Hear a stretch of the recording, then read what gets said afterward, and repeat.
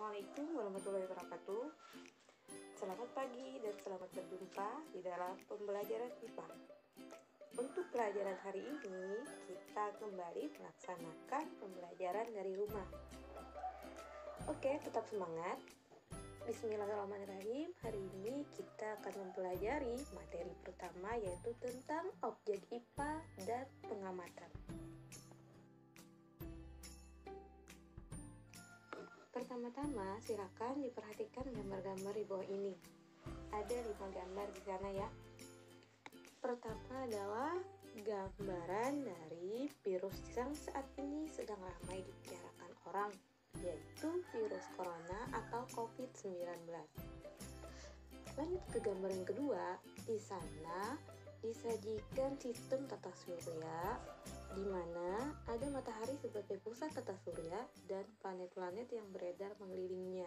Di gambar ketiga, kita melihat tanaman yang baru tumbuh. Di gambar keempat, ada 3 ekor lumba-lumba yang sedang melompat di atas air. Dan yang di gambar terakhir, terdapat pemandangan yaitu sebuah gunung dengan hutan di sekitarnya. Jika kelima gambar tersebut dikatakan sebagai objek IPA, maka sebenarnya apa sih objek IPA itu? Baiklah, sebelum kita memulai pembelajaran, kita tentukan dulu tujuan pembelajaran kita hari ini, yaitu yang pertama, sesudah mempelajari ini, nantinya kalian dapat melakukan pengamatan objek IPA dengan tepat. Yang kedua, nantinya kalian dapat menerapkan beberapa sikap ilmiah dalam melakukan penyelidikan atau praktikum. Sekarang kita mulai, yaitu yang pertama tentang objek IPA. Objek IPA dapat dikatakan sebagai segala sesuatu yang dapat dijadikan sebagai objek atau sasaran di dalam penyelidikan IPA. Objek IPA dapat terdiri dari seluruh benda yang terdapat di alam dengan segala interaksinya. Terdiri dari objek yang sangat kecil, yaitu yang tidak dapat diamati langsung, contohnya virus, hingga objek yang sangat besar, yaitu contohnya matahari. Secara umum, objek IPA dibedakan menjadi 2. Yang pertama adalah objek biotik, yaitu objek yang berupa makhluk hidup, contohnya manusia, hewan, dan tumbuhan. Yang kedua, yaitu objek abiotik, yaitu objek yang berupa benda mati, contohnya batu, meja, dan tanah. Yang pertama kita akan membahas tentang objek biotik. Jika berbicara tentang objek biotik, maka tidak terlepas dengan yang namanya gejala biotik. Gejala biotik adalah gejala alam atau segala peristiwa yang terjadi pada makhluk hidup. Contoh dari gejala biotik yang pertama adalah tumbuh dan berkembang biak, dan bergerak. Kemudian, jika kita membicarakan tentang objek abiotik, juga pasti akan terkait dengan yang namanya gejala abiotik. Gejala abiotik adalah gejala alam atau segala peristiwa yang terjadi pada benda mati. Contoh dari gejala abiotik yaitu gunung api meletus, angin bertiup, dan gempa bumi. Selanjutnya, kita masuk ke bagian kedua dari pembelajaran hari ini, yaitu tentang penyelidikan IPA. Dalam mempelajari IPA, perlu suatu kegiatan yang namanya penyelidikan. Hal ini diperlukan agar kita dapat berpikir dan menerapkan sikap ilmiah di dalam kehidupan sehari-hari. Artinya, jika kita mendengar suatu kabar ataupun opini dari seseorang, kita tidak langsung mempercayainya, tetapi kita tampung dan kita selidiki ya. Jadi itu namanya berpikir menyelidik. Bukan berpikiran buruk, tetapi berpikir menyelidik. Artinya kita tidak mudah percaya sebelum kita menemukan data yang sebenarnya atau fakta yang sebenarnya terjadi. Kemudian untuk melakukan suatu penyelidikan diperlukan yang namanya pengamatan. Yang mana pengamatan ini jika kita lakukan dengan benar, maka akan menumbuhkan sikap ilmiah di dalam diri kita. Di dalam penyelidikan juga diperlukan suatu proses atau suatu keterampilan yang dinamakan itu keterampilan proses sains. Di sini keterampilan proses sains ini dibedakan menjadi 2, yaitu keterampilan dasar dan keterampilan terintegrasi. Yang pertama, keterampilan proses sains dasar. Ini merupakan dasar-dasar yang harus dimiliki seorang yang ingin melakukan suatu penyelidikan.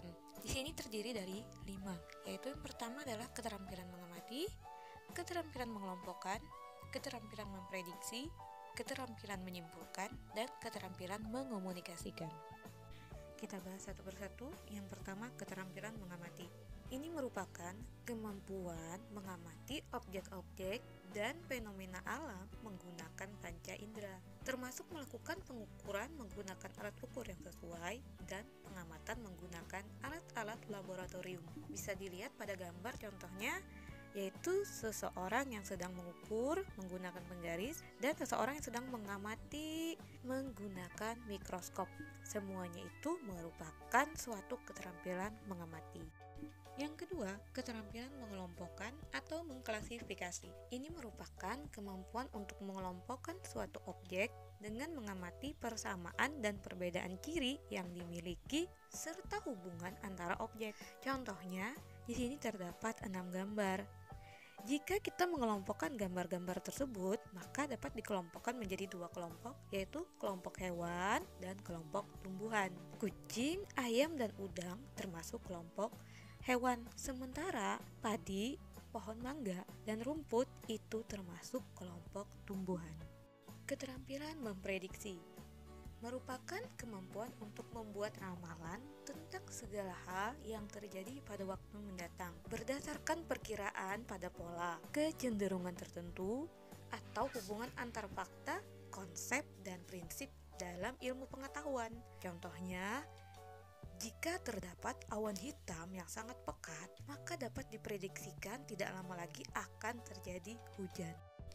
Yang keempat, yaitu keterampilan menyimpulkan. Ini merupakan keterampilan untuk memutuskan keadaan suatu objek atau peristiwa berdasarkan fakta serta konsep dan prinsip yang diketahui.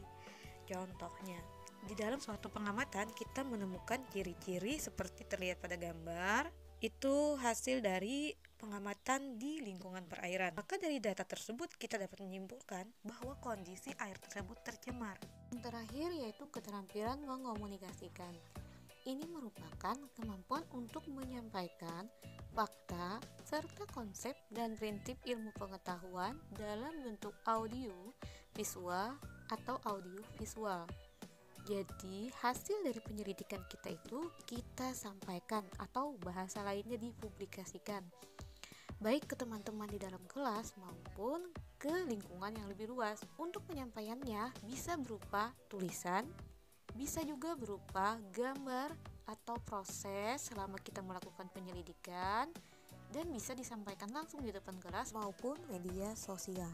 Selanjutnya yaitu keterampilan proses yang kedua, yaitu keterampilan proses sains terintegrasi. Ini merupakan keterampilan proses yang tingkatnya lebih tinggi daripada keterampilan proses dasar tadi. Beberapa aktivitas di dalam keterampilan proses sains terintegrasi, yang pertama adalah merumuskan masalah, selanjutnya mengidentifikasi variabel, mendeskripsikan hubungan antar variabel, mengendalikan variabel, mendeskripsikan variabel secara operasional, memperoleh dan menyajikan data, menganalisis data, merumuskan hipotesis, merancang penelitian, dan yang terakhir melakukan penyelidikan atau percobaan.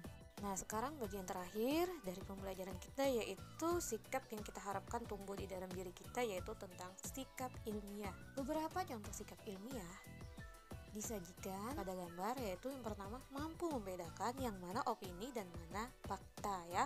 Jadi opini itu adalah pendapat atau tulisan seseorang, sementara fakta adalah kenyataan. Seringkali yang kita sebar itu hanya merupakan opini ya, jadi bukan fakta yang sebenarnya. Jadi jangan sembarangan menyebarkan kecuali sudah menemukan fakta yang sebenarnya. Yang kedua adalah berani mencoba, jujur, teliti, selalu ingin tahu. Maksudnya dalam hal yang positif, selalu ingin tahu tentang ilmu pengetahuan, tentang penyebab terjadinya gejala-gejala alam yang sering kita amati di dalam kehidupan sehari-hari. Selain itu juga objektif, mau bekerja sama, terbuka dan fleksibel.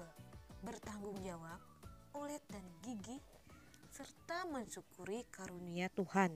Jadi dari belajar IPA, dari melakukan penyelidikan, kita tahu betapa besar anugerah yang diberikan oleh Tuhan kepada kita, sehingga kita menjadi manusia yang senantiasa bersyukur. Baiklah, demikian paparan materi dan pembelajaran kita pada hari ini. Semoga dapat dipahami dengan baik. Semoga segala yang kita pelajari di hari ini bermanfaat dan ilmu yang kita peroleh pun berkah serta dapat kita terapkan dalam kehidupan sehari-hari. Terima kasih. Assalamualaikum warahmatullahi wabarakatuh.